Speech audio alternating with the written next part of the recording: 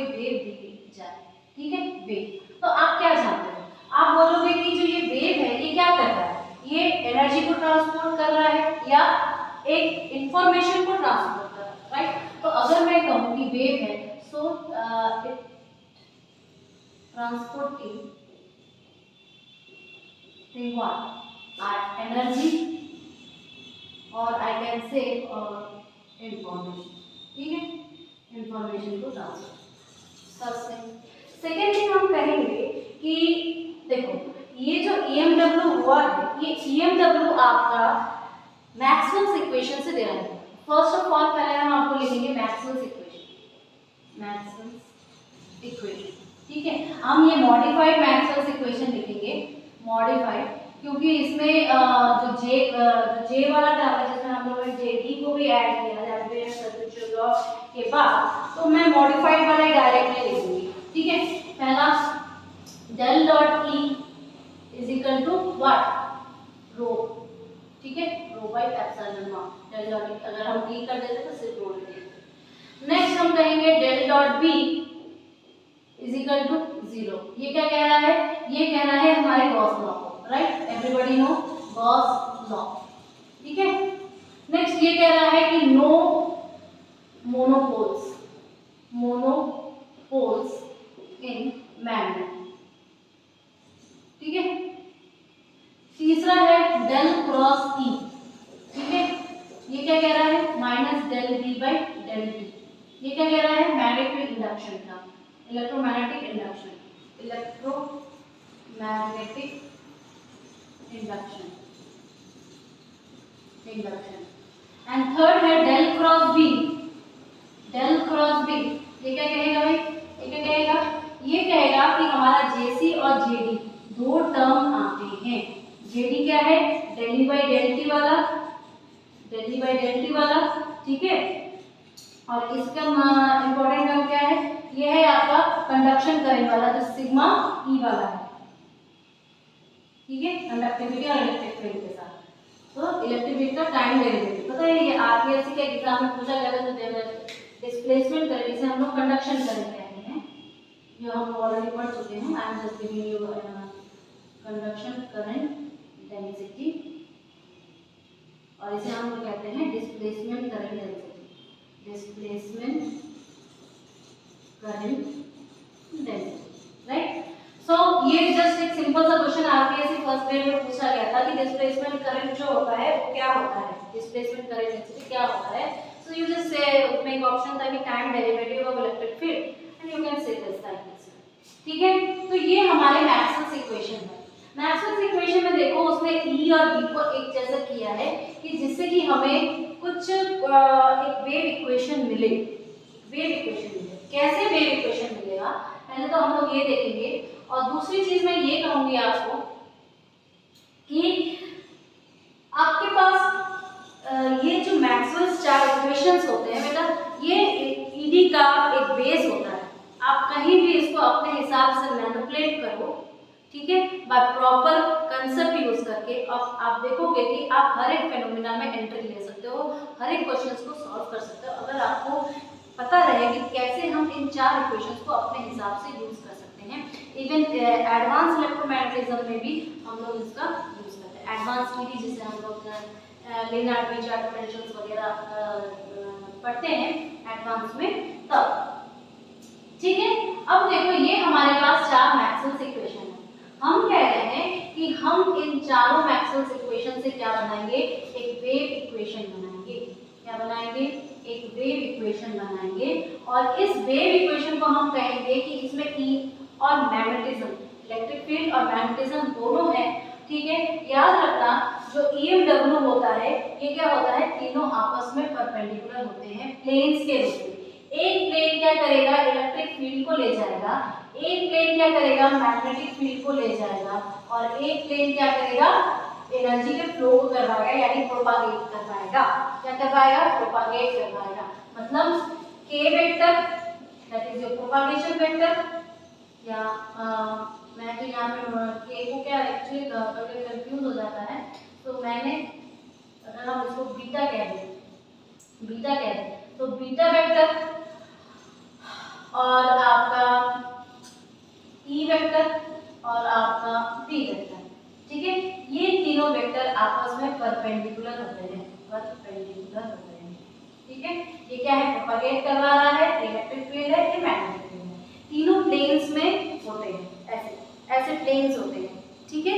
ऐसे 3 dimensional planes होते हैं, एक ऐसे ऐसे ऑक्सीलेट कर रहा है, ट्रांसवर्सेशन को शो कर रहा है, एक ऐसे ऐसे ऑक्सीलेट कर रहा है जिसमें पार्टिकल ऑक्सीलेट कर रहे हैं हार्मोनिक मोशन में, और एक जो प्रोपेगेट हो रहा है वो एक डायरेक्शन में प्रोपेगेट हो रहा है। तो देखो आप प्रोपेगेट किसी भी डायरेक्शन में करवा सकते हो, there is no question in that, maximum हम लोग अपने सुविधा के अनुसार जेड डायरेक्शन में प्रोपेगेशन वेक्टर को डाल देते हैं, यानी ईएम वेव जो चल रही है वो एक जेड डायरेक्शन में चल रही है। अब ये जो वेव इक्वेशन हम आपको ओवरव्यू बना रहे हैं, we will study everything in detail only, okay, we will study everything in detail only, but first lesson कि हम लोग ओवरव्यू देखेंगे कि क्या लेक्चर में क्या देखेंगे।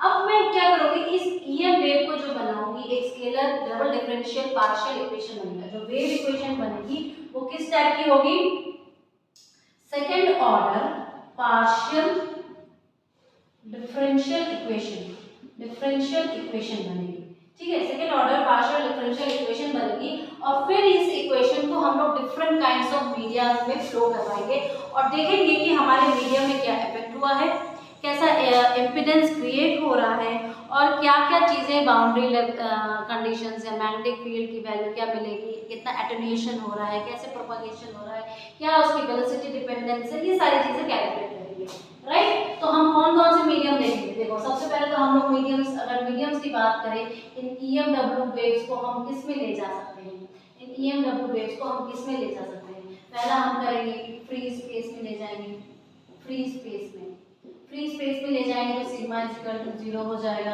एप्सिलॉन जो होगा वो एप्सिलॉन नॉट के बराबर हो जाएगा, और म्यू जो होगा वो म्यू नॉट होगा। ये हम जानते हैं परमिटिविटी और ये परमिएबिलिटी, ठीक है। दूसरा हम देखेंगे कि लॉसी डायइलेक्ट्रिक, और एक देखेंगे लॉसलेस डायइलेक्ट्रिक, ठीक है। और चौथा हम देखेंगे कि हमें कौन सा मटेरियल चाहिए, गुड कंडक्टर्स, या ठीक है। तो गुड कंडक्टर्स में हम बोलते हैं कि सिग्मा जो है अप्रोक्सीमेटली इनफाइनाइट होता है, सिग्मा जो है अप्रोक्सीमेटली इनफाइनाइट हो जाता है। लॉसी में एप्सिलॉन जो है परमिटिविटी ऑफ द मीडियम है वो एप्सिलॉन और रिलेटिव परमिटिविटी ऐसे हो जाती है, और जो म्यू होगा आपका वो क्या हो जाएगा, mu of permittivity of medium, mu r relative permittivity into mu naught हो जाती है, ठीक है। All this things we will study in detail. So let's start. क्या फर्स्ट मैं आपको बताऊंगी कि वेव कैसे बन रही है, ओके, वेव कैसे बन रही है, और इस वेव को ही हम कैसे समझ सकते हैं अपने स्पेस में, okay. So let's start the heading कि इलेक्ट्रोमैग्नेटिक वेव, ओके। नाउ आप फर्स्ट हेडिंग डालिए कि जनरलाइजेशन ऑफ ईएम वेव, ठीक है। जनरलाइजेशन, इसमें मैं क्या करूँगी, पहले तो देख लो कि कैरेक्टरिस्टिक्स क्या क्या होते हैं एक वेव्स के, ईएम वेव के। पहली बात ये है कि ये एक फंक्शन होगा टाइम का और स्पेस का। So I will say that it's a function of time and space, ठीक है। ये दोनों का फंक्शन होगा, फिर हम लोग देखेंगे कैसे निकालेंगे। दूसरी चीज हम कह रहे हैं कि याद रखना, अगर कोई वेव है तो अगर मैं बोलूं कि इस पॉइंट ए पे t इक्वल टू 0 है, तो वेव जब ट्रैवल हो रही है और पहुंच रही है पॉइंट बी पर, तो यहाँ पर सोचो उसमें टाइम t नॉट, तो इतना ट्रैवल करने में उसको टाइम t नॉट लगा, तो हम कहेंगे कि इस इंस्टेंट पर जो टाइम होगा t, वो t नॉट से हमेशा बड़ा होगा। ये होती है कि क्या ट्रैवल किया, इसने एनर्जी ट्रैवल की या इसने इंफॉर्मेशन ट्रैवल की। तीसरी चीज हम कहेंगे कि कैसे हम देख सकते हैं इसका वेव इक्वेशन, कैसे हम देखेंगे इसका वेव इक्वेशन। देखो अगर मैं इलेक्ट्रिक फील्ड का निकाल रही हूँ वेव इक्वेशन, तो हमारे पास ये इक्वेशन था मैक्सिमम से minus del v by del t, ठीक है। इसको हम जब कर्ल करेंगे और फिर जब हम आइडेंटिटी इस्तेमाल करेंगे तो हमारे पास जो वेव इक्वेशन बनेगी, हम डायरेक्टली इसको लिख रहे हैं, 3 डायमेंशन में बनेगा del square e by del t square minus b square del e by del Z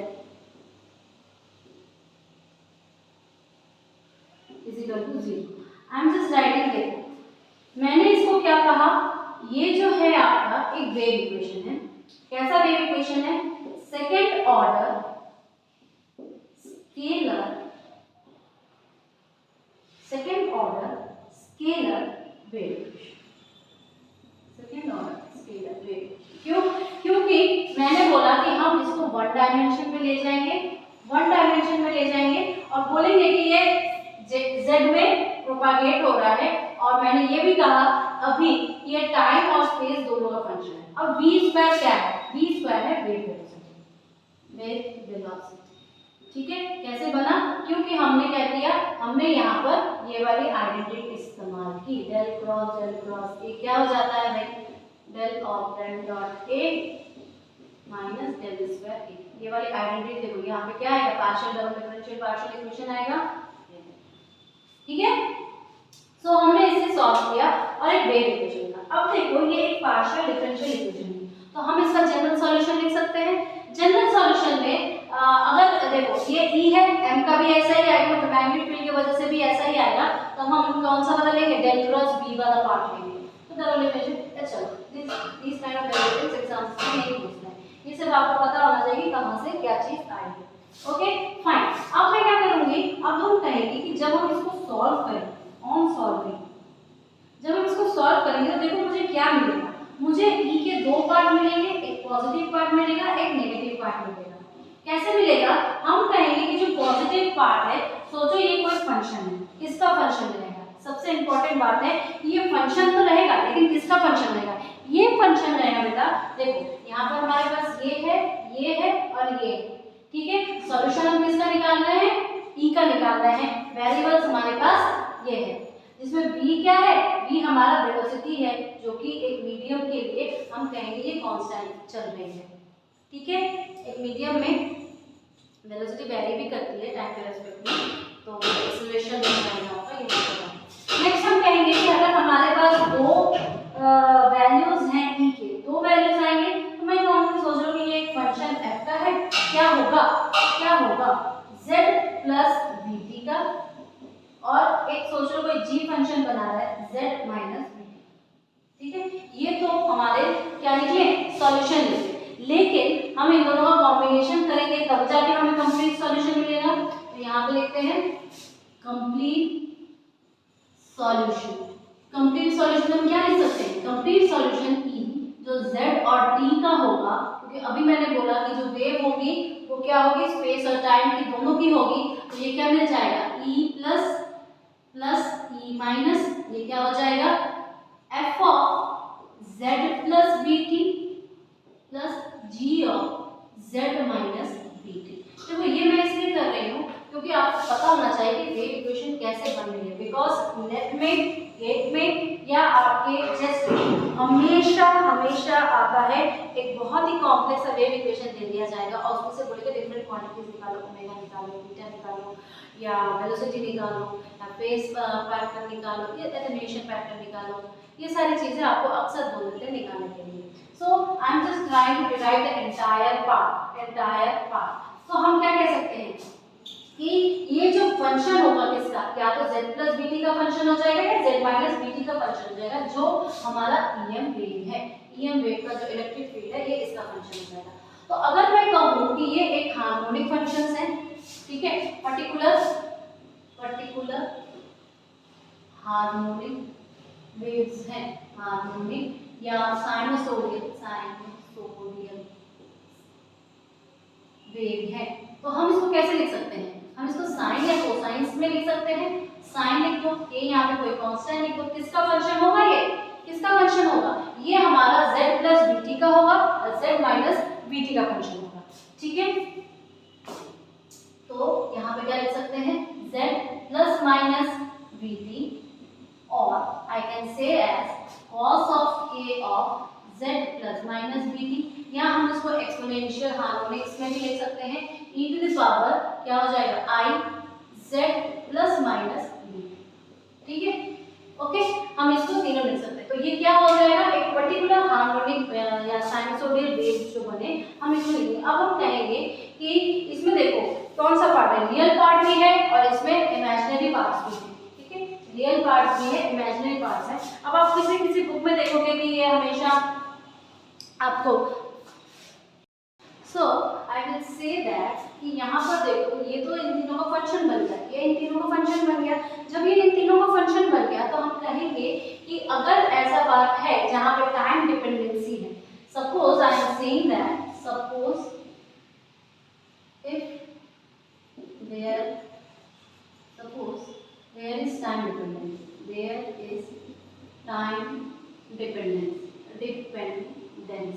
ठीक है, e to the power j omega लिखा, i नहीं लिया है हमने j लिया है डिस्टिंग्विश करने के लिए, ठीक है।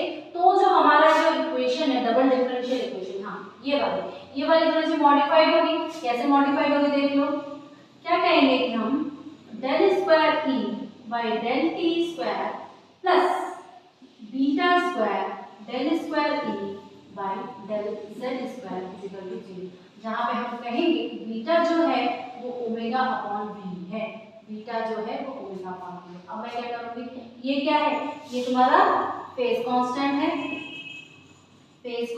है, ठीक है। ये क्या है, ओमेगा क्या है, ओमेगा तुम्हारा एंगुलर वेलोसिटी है। इसी को ही हम कह सकते हैं वेव वेक्टर। और याद रहे ये जो k है ये एक कांस्टेंट टर्म है, ओके ठीक है। तो अब इन सब की यूनिट्स हम लिख सकते हैं, एंगुलर वेलोसिटी है तो रेडियन पर सेकंड, v तो हम लोग ने बोल ही चुका है, v क्या है हमारा, v हमारा वेव वेलोसिटी है, ठीक है, v हमारी वेव वेलोसिटी है और ये फेज कांस्टेंट, ठीक है। नेक्स्ट कहूँगी कि अगर ये ऐसा है तो हम एक्सपोनेंशियल्स में कैसे लिख सकते हैं, क्योंकि एग्जाम में तो कोई भी फॉर्म दे सकता है, कॉस का फॉर्म दे दिया, साइन का फॉर्म दे दिया, एक्सपोनेंशियल्स का फॉर्म दे दिया, कोई भी फॉर्म दे दिया, तो हम कहेंगे कि जो e प्लस पार्ट आएगा, e का जो प्लस पार्ट आएगा तो क्या आ जाएगा, e to the power j। अब देखो बीटा के टर्म को हमें लाना है और हम साथ में ये भी कह रहे हैं कि ओमेगा टी की इस पर डिपेंडेंसी है, तो ये हो जाएगा omega t minus k Z, ठीक है, omega t minus k Z, लेकिन साथ में एक एम्पलीट्यूड आएगा e। अब e माइनस अगर कहें तो ये सोच लो कोई एम्पलीट्यूड b है, अब a और b का सेम यूनिट्स होंगे जो कि हमारे e के होंगे, ठीक है, e to the power j omega t plus k z, ये दो चीजें आ गई। बताओ कोई दिक्कत, तो हम इस सब को कुल मिला के लिख सकते हैं e, जो कि एक z का फंक्शन है, तो a पार्ट हो जाएगा और e to the power j omega t plus k z, sorry minus लिखा था एक प्लस b हो जाएगा हमारा j omega t plus k z. याद रखना ये जो साइन है, अब हम कह रहे हैं, अब हम एक इंपॉर्टेंट चीज कहेंगे कि माइनस के जेड है, omega t minus k Z, मतलब वेव हमारी फॉरवर्ड डायरेक्शन में जा रही है, हमारे नजरें जैसे जा रही है वेव भी उसी तरह जा रही है, लेकिन जैसे ही हम प्लस के जेड कहेंगे इसका मतलब वेव जो है हमारे तरफ आ रही है, means this are the reflected wave और बैकवर्ड वेव। तो हम इतना आप लिख लो, नोट डाउन कर लो, फिर हम लोग आगे बढ़ते हैं, ओके, इतना नोट डाउन कर लो फिर हम लोग आगे बढ़ते हैं। सो लास्ट में हमने क्या देखा कि हमारे पास दो चीजें बनी, ठीक है, तो e जो टोटल वेव है z का वो दो पर e प्लस और e माइनस में बना, जहाँ पे मैंने बोला कि e प्लस क्या है, j ओमेगा t माइनस के। अब ये जो पार्ट है, ये जो em वेव है, em वेव का फॉरवर्ड पार्ट फॉरवर्ड डायरेक्शन में मूव करेगा, ठीक है, फॉरवर्ड डायरेक्शन में मूव करेगा, और e माइनस जो है e to the power j omega t plus k z, ये कहाँ पे मूव करेगा, याद रखना ये बैकवर्ड में जाएगा, बैकवर्ड डायरेक्शन, ठीक है। दूसरी चीज मैं ये कहूंगी कि ये जो है e plus omega t minus k Z जो है ये बनाएगा साइन का फंक्शन बनाएगा, और ये जो है कोसाइन का फंक्शन बनाएगा, कोसाइन फंक्शन में हम लोग इसको लिखेंगे, ठीक है। दूसरी चीज हम ये कहेंगे कि ये इमेजिनरी पार्ट है हमारे वेव का, ओके, और ये क्या है, रियल पार्ट है हमारे वेव का, रियल पार्ट है, ठीक है। तो मैं आपको जब आगे बढ़ाऊंगी तो मैं कहूँगी कि जितना भी आप डायरेक्ट्रिक्स में जाएंगे तो हम लोग हमेशा रियल पार्ट की बात करेंगे, क्योंकि हम लोग को वहाँ पे इंट्रिंसिक इम्पीडेंस है ना, वो बात की बात है। अभी सिर्फ इतना करेंगे, ठीक है।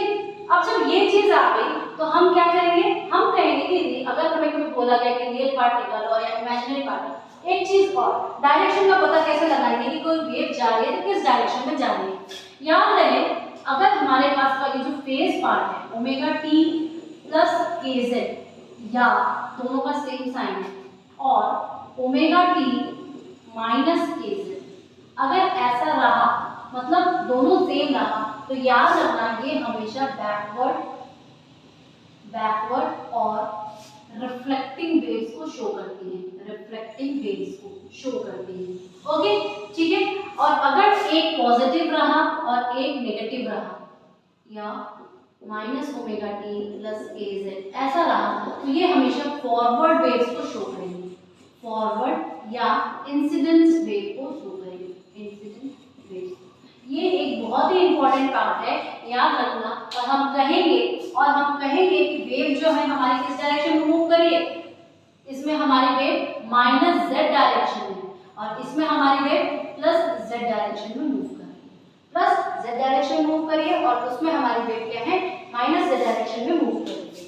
सो ये हमारा बन गया। अब हम इसको अगर साइन में लिखें, अगर मैं इसको साइन में लिख रही हूँ तो मैं क्या कर रही हूँ कि हम लोग इमेजिनरी पार्ट लिख रहे हैं अपने इक्वेशन का, ठीक है। हम इमेजिनरी पार्ट लिख रहे हैं अपने इक्वेशन का, तो कैसे लिख सकते हैं, अगर मैं कहूँ यहाँ पे कि imaginary part solution of our wave equation जिसमें बीटा था, वेव इक्वेशन जिसमें बीटा था, तो क्या हो जाएगा भाई, ये हो जाएगा E जो है अप्रोक्सीमेटली इक्वल टू एक एम्पलीट्यूड ले लो sine of omega t minus k z, sine of omega t minus k Z.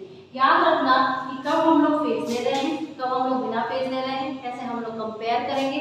कभी कभी आपके इक्वेशंस हम लोग जो क्वेश्चन सॉल्व करेंगे इसके प्रैक्टिस सेशन के, तो हम आपको दिखाएंगे कि कैसे ये आपका यहाँ पर हम k डॉट r अज्यूम करेंगे तब जाके निकाल पाएंगे ओमेगा सारी चीजें, ठीक है। सो ये आपका क्या रहा है, ये कुछ इंपॉर्टेंट नोट्स टाइप के हैं, नोट कि हम बताएंगे कैसे कि हमारा वेव जो है वो किस डायरेक्शन में जा रहा है, नोट करके लिख लेना, this is 1, this is 2, this is 3 and this is 4, ठीक है। अब याद रखना कि यहाँ पर जो है हमारे वेव की टाइम डिपेंडेंट है, क्या है, टाइम डिपेंडेंट है। तो अगर मैं बोलूं कि ए क्या है, यहाँ पर ए क्या है, एम्पलीट्यूड है, साइन का फंक्शन है, ये फेज है, एंगुलर वेलोसिटी है, के कांस्टेंट है,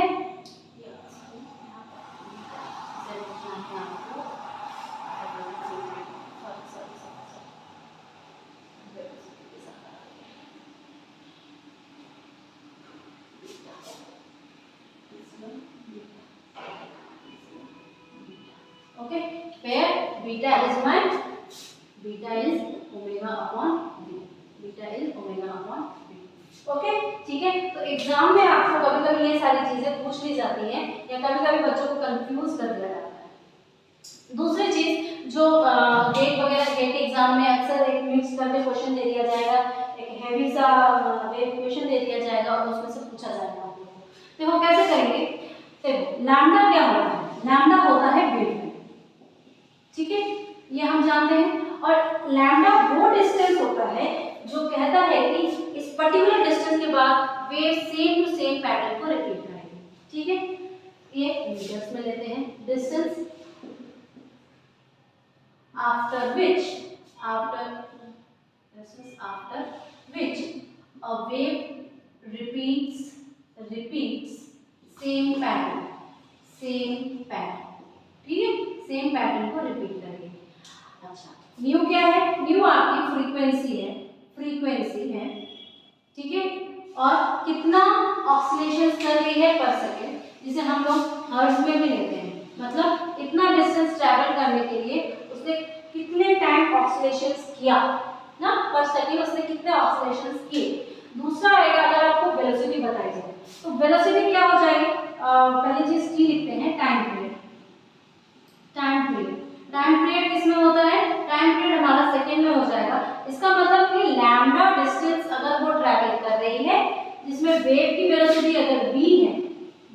वेलोसिटी, वेव वेलोसिटी अगर v है तो उसको कितना टाइम लगा, मतलब distance is equal to speed into time हो जाता है। तो हम कहेंगे लैम्डा डिस्टेंस ट्रैवल करने में v वेलोसिटी के साथ अगर वेव चल रही है तो उसे t टाइम लगेगा। ये इसका रिलेशनशिप होता है, ठीक है, ये इसका रिलेशनशिप होता है। और हम जानते हैं ओमेगा, कुछ रिलेशनशिप जैसा मैं यहाँ पर लिख रही हूँ, omega is equal to 2 pi nu, या मैं लिख सकती हूँ 2 पाई बाई टी, और हम इसलिए लिख सकते हैं, क्या लिख सकते हैं, 2 pi by omega, 2 pi by omega, lambda is equal to 2 pi by omega. ये कुछ रिलेशनशिप्स हैं जो हम लोग इस्तेमाल करते हैं इसके लिए, या ये भी लिख सकते हो कि lambda nu is equal to v, lambda nu is equal to v. ये कुछ न्यूमेरिकल्स वगैरह सॉल्व करने के लिए या कुछ जैम में न्यूमेरिकल्स वगैरह इसमें से पूछ लिए जाते हैं वेव को यूज करने के बाद। Okay, is this clear to you all? Tell me. Next देखो, अगर मैं ये कहूँ कि मुझे अगर इस वेव को ड्रॉ करना है, देखो हमारे पास क्या रिलेशन बना, हम कहेंगे कि जो ई है वो z और t का फंक्शन है, z और t का फंक्शन। इसका मतलब क्या कि हम e का वेरिएशन, e वेक्टर वेरिएशन वो हम दो तरह से ले सकते हैं। z का वेरिएशन कर सकते हैं ग्राफ में, ग्राफिकल रिप्रेजेंटेशन में या स्केच में, और t का कर सकते हैं जिसमें हमें यहाँ पे t को कांस्टेंट रखना पड़ेगा और यहाँ पर z को कांस्टेंट रखना पड़ेगा, ठीक है। तो अगर मैं इसका ग्राफ ड्रॉ करूँ, फाइन, सो अगर मैं इसका ग्राफ ड्रॉ करूँ, मैंने कहा कि मेरा एम्पलीट्यूड एक बार a है और एक बार माइनस a है, ऑसिलेट कर रहा है हार्मोनिक ऑसिलेशंस की तरह। अब मैं बोल रही हूँ पहला z को वेरी करवाना है। अगर मैं z को वेरी करवा रही हूँ इसका मतलब क्या है, मैं टाइम को कांस्टेंट करवा रही हूँ। तो z कब कैसे जाएगा, z लैम्डा से जाएगा, तो यहाँ पर अगर मैं लैम्डा बाई 2 लूँ, यहाँ पर 0 ले, यहाँ पे प्लस लैम्डा बाई 2 लो, यहाँ पे लैम्डा लो, यहाँ पे 3 लैम्डा बाई 2 लो, यहाँ पे 2 लैम्डा लो, ठीक है। तो मैं वेव को कैसे ले जा सकती हूँ, टेल मी। हम कहेंगे कि वेव जो है प्लस a से माइनस a के बीच में ऑसिलेट कर रहा है, प्लस a से माइनस a के बीच में ऑसिलेट कर रहा है। तो हम क्या करेंगे, डिफरेंट कलर, क्या करेंगे, वेव हमारी प्लस a से लेके माइनस a तक ऐसे ऑसिलेट,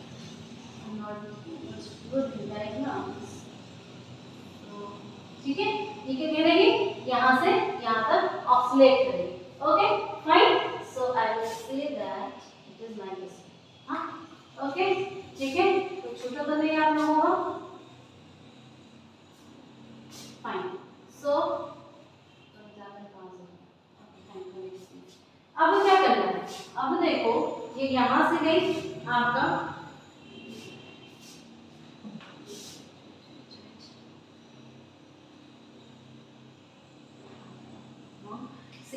ये वेव आपकी यहाँ से क्रॉस करेगी, एक्चुअली ये आपकी वेव यहाँ से क्रॉस करेगी। Okay, so what I will say that कि यहाँ पर जब कांस्टेंट टर्म आ जाएगा, आपका जब कांस्टेंट टर्म आ जाएगा तो ये ऐसे क्रॉस करेगी, लैम्डा,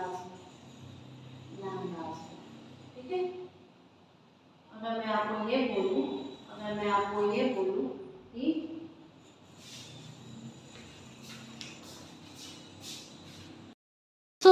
मैंने क्या बोला कि स्पेस और टाइम दोनों का वेरिएबल है ई वेक्टर। तो हम ई का वेरिएशन कैसे कर सकते हैं, ई का वेरिएशन हम कर सकते हैं z से या t से, जिसमें से किसी एक फैक्टर को हमें कांस्टेंट रखना पड़ेगा। जब हम किसी एक फैक्टर को कांस्टेंट रखेंगे तो हम क्या करेंगे, देखो अब हम इसका वेरिएशन ड्रॉ कर रहे हैं, एक बार करेंगे हम आपका t से और एक बार करेंगे z से। लेट अस अज्यूम कि फर्स्ट मैंने इससे किया z से, तो एक तो एम्पलीट्यूड प्लस है, एक क्या हो जाएगा माइनस हो जाएगा।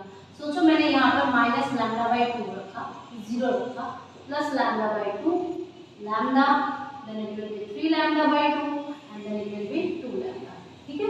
So I will change the color so that it will be visible। अब देखो ये वेव क्या करेगी, ये वेव करेगी कि यहाँ पर ये क्रॉस आउट करेगी, क्यों, क्योंकि लैम्डा क्या है, दोनों का वेवलेंथ है। मैंने यहाँ पे क्या लिखा, lambda is equal to wavelength, ठीक है, lambda is equal to wavelength, और t क्या है, टाइम पीरियड। तो हमें ऐसे वेव्स को सेम रिपीट देना पड़ेगा जहां पर जिसके बीच का वो क्या है, जिसके बीच का आपका डिफरेंस जो होगा वो लैम्डा होना चाहिए। दैट मीन्स कि ये कैसे क्रॉस करेगा, ऐसे इधर आएगा और ये इधर से ऐसे जाएगा। Okay, it will be goes to plus A to minus A. ठीक है, फिर यहाँ से ये ऐसे आएगा और ये ऐसे जाएगा। ओके, सो अब यहाँ का डिफरेंस इतना हो गया। अब इसके और इसके बीच का डिफरेंस क्या हो जाएगा, लैम्डा हो जाएगा, राइट। तो इसके और इसके बीच का डिफरेंस हमें लैम्डा लाना है। So it will be goes like this way, it will be goes like this way. अब फिर से देखो, फिर ये कहाँ पर आएगा, फिर ये देखो, अब ये इसके बीच का लैम्डा हो गया, तो इसके बीच का लैम्डा होना चाहिए, तो ये यहाँ पर ऐसे आ जाएगा। ओके, अब मैंने इसका वेरिएशन क्या दिया है, हमने इसका वेरिएशन z दिया है, इसका मतलब क्या कांस्टेंट हो जाएगा, t हमारा कांस्टेंट हो जाएगा। तो ये कौन सी है, ये साइड में हमारी t वेक्टर। ठीक है, अगर इसका वेरिएशन मैं किससे करूं, अब मैं t के साथ वेरिएशन करूंगी, तो मैं जब t के साथ वेरिएशन करूंगी इसका मतलब यहाँ पर क्या हो जाएगा, t का चलेगा। ठीक है, तो हमारा टाइम पीरियड का चलेगा, तो टाइम पीरियड का वेरिएशन कैसे चलेगा, t/2 से चलेगा। तो यहाँ पर मैं क्या लिखूंगी, -t/2, फिर लिखूंगी 0, फिर लिखूंगी यहाँ पे t/2, फिर लिखूंगी t, फिर 3t/2 और फिर यहाँ पे 2t, फिर यहाँ पे 2t। तो वेरिएशन हम लोग सेम टू सेम ले जाएंगे जो इसका ऊपर वाला किया। ठीक है, is this clear to you? Next देखो, नेक्स्ट जब हमारा, तो हम ये कह सकते हैं for every wavelength variation there is a phase change of 2। यहाँ पे नोट करने की बात क्या है, यहाँ पे नोट करने की बात है फॉर एवरी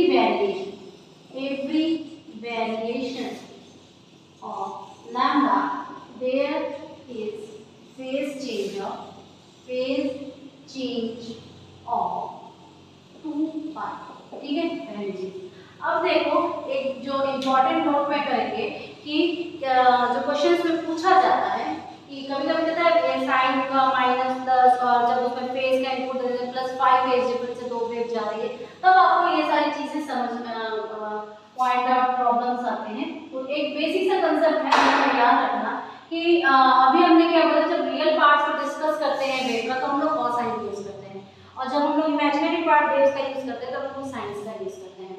तो हम जानते हैं कि sine of -π is equal to -sin⁵, और यही अगर हम फेज डिफरेंस किसका डाल दें, पाई का डाल दें, तो साइन ऑफ π प्लस -π, तो भी ये -sin⁵ हो जाएगा। ठीक है, लेकिन cos के साथ ऐसा नहीं होता, cos of -sin is equal to cos sin, ये याद रखना।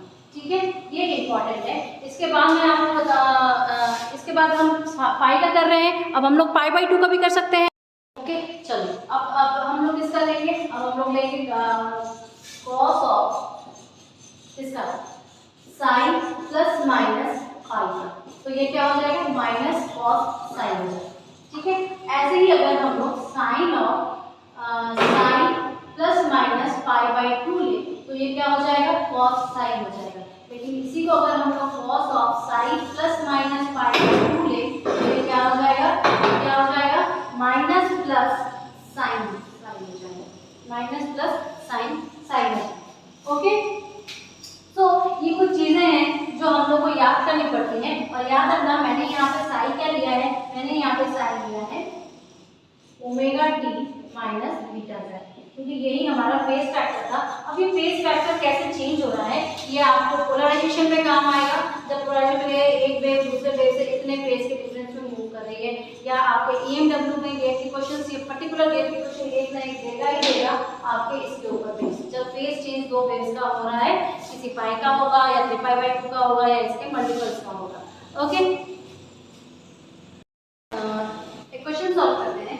जैसे कि सोच लो कि हमारे पास कोई EM वेव है, ठीक है, ये क्या दिया हुआ है, एक कोई इसका एम्पलीट्यूड दिया हुआ है, सोचो E0, ठीक है, E0 इसकी एम्पलीट्यूड दी हुई है, और cos ऑफ 10⁸ माइनस kz दिया है, kz ऐसे लिख लो, बीटा लिख लो या बीटा x लिख लो, और साथ में लिख दो, कुछ भी लिख दो, ई ट्रैवल कर रहा है, ई ट्रैवल कर रहा है तो एयर बाय लिख दो, ठीक है। अब देखो इसमें क्या है, इसको मैं कॉम्प्लेक्स बना देते हैं, प्लस बना देते हैं, ओके। सो अब ये तो तुम्हारा यूनिट वेक्टर है, कोई दिक्कत नहीं, ये तुम्हारा वेक्टर है। अब ये कह रहा है कि अगर इसको हम कंपैरिजन करें तो वेव का जो प्रोपागेशन हो रहा है, वेव ट्रैवल्स, वेव जो है ट्रैवल कर रही है, या प्रोपागेट थोड़ा सा अच्छा वर्ड रहेगा, प्रोपागेट कर रही है, ये कहाँ पर, ये -x डायरेक्शन में प्रोपागेट कर रही है डायरेक्शन। क्यों भाई? क्योंकि ये देखो ये भी पॉजिटिव है, ये भी पॉजिटिव है, मैंने अभी बताया था दोनों पॉजिटिव है, पहली चीज। दूसरी चीज, जब हम कंपेयर करेंगे तो ओमेगा टी माइनस kz होता है, जो हमारा स्टैंडर्ड वेव इक्वेशन होता है, स्टैंडर्ड वेव इक्वेशन, वो क्या हो जाएगा भाई, स्टैंडर्ड इक्वेशन जो था, स्टैंडर्ड वेव इक्वेशन की स्टैंडर्ड वेव जो है वो हमारी क्या थी, a cos of omega t minus beta z। अगर मैं z डायरेक्शन में प्रोपागेट कर रहा हूँ तो इससे इसको कंपेयर करेंगे तो ओमेगा क्या निकलेगा, 10 टू पावर 8 निकलेगा, बीटा तो बीटा ही रह जाएगा, लेकिन ट्रैवल कहाँ पे हो रही है, ट्रैवल हो रही है माइनस z डायरेक्शन में, ठीक है। अब बताओ, जब ये पार्ट आ गया तो b अब ई नॉट जब करेंगे तो एम्पलीट्यूड क्या है, एम्पलीट्यूड इसका क्या है भाई, एम्पलीट्यूड इसका ई नॉट है। पहली चीज, वेव डायरेक्ट कर रही है माइनस z डायरेक्शन, ठीक है। अब बताओ c कैसे, वेलोसिटी कैसे निकालेंगे, वेलोसिटी तो हम जानते हैं beta is equal to omega upon v, omega upon v, तो v क्या हो जाएगा, v हो जाएगा omega upon beta, omega upon beta, ठीक है, ओमेगा अपॉन बीटा, ठीक। अब बताओ इसमें क्या है कि v तुम्हारा ओमेगा दिया हुआ है 10 टू पावर 8, 10 टू पावर 8, बीटा अगर पुट कर दे तो हमारी क्या निकल जाएगी, v निकल जाएगी। क्लियर है इसमें से? अगर इसने बोल दिया कि ये एक फ्री स्पेस में वेव जा रही है, if the wave in free space, if the wave travels in free space, ठीक है। अगर ये वेव फ्री स्पेस में ट्रैवल करती तो क्या हो जाता, बताओ, ये जो v है वो c के बराबर हो जाता है, is equal to 3 × 10 to the power 8 metre पर सेकेंड हो जाता है, राइट, 3 × 10 टू द पावर 8। तो हम इस सभी चीजों का इस्तेमाल करके बीटा की वैल्यू निकाल सकते हैं। तो बीटा क्या हो जाएगा, ओमेगा अपॉन c हो जाएगा, ओमेगा क्या है 10 टू द पावर 8 है, c क्या है 3 × 10 टू द पावर 8 है, तो ये क्या हो जाएगा 1/3 हो जाएगा, 1/3 हो जाएगा, 1/3 को 0.33 हम लोग कर सकते हैं, राइट। तो इससे इस तरह के क्वेश्चन आते हैं, ये तो बहुत ही इजी था, मैंने दिया था। अब इससे भी थोड़ा सा हार्ड आता है। अब नेक्स्ट हम लोग क्या करेंगे, लॉसी। अगर ये इतना देर तक आपने समझा कि कैसे वेव बनती है, कैसे रियल पार्ट इमेजिनरी पार्ट बनता है, कैसे एक स्टैंडर्ड वेव इक्वेशन का इस्तेमाल करके हम लोग डिफरेंट सारे क्वांटिटीज को फाइंड आउट करते हैं, कैसे हम एक v बीटा ये सारी चीजें क्या होती है, बेस कांस्टेंट क्या होती है। नेक्स्ट हम लोग जो देखेंगे वो है लॉसी डाइलेक्ट्रिक,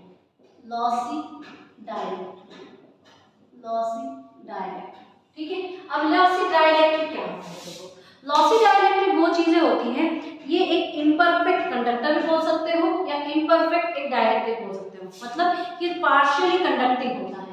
ये क्या होता है, पार्शियली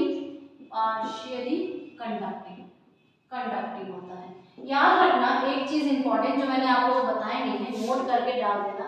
हमें जो वेव इक्वेशन निकाला है उसमें मैंने बोला है रो v = 0 और j = 0, यानी चार्जलेस या सोर्स फ्री बोल सकते हो, सोर्स फ्री है, ठीक है, सोर्स फ्री। प्लीज इसको इंपॉर्टेंट डाल के वहां पर लिख लेना, ठीक है। दूसरी चीज को हम लोग पार्शियली कंडक्टिंग बोल सकते हैं, या हम इसको इम्परफेक्ट कंडक्टर बोल सकते हैं, या कंडक्टर, या हम इसको बोल सकते हैं एक imperfect dielectric, okay, imperfect dielectric बोल सकते हैं, ठीक है, ओके। नेक्स्ट हम ये कहेंगे कि एक चीज याद रखना, जब ऐसी कंडक्टिंग होती है तो इसका जो सिग्मा होगा वो अप्रॉक्सीमेट अप्रॉक्सीमेटली 0 होगी। दूसरी चीज सिग्मा ओमेगा से एप्सिलॉन हमेशा छोटा होगा, ठीक है, और यहाँ पे हमने रो बी को 0 दिया है, ठीक है।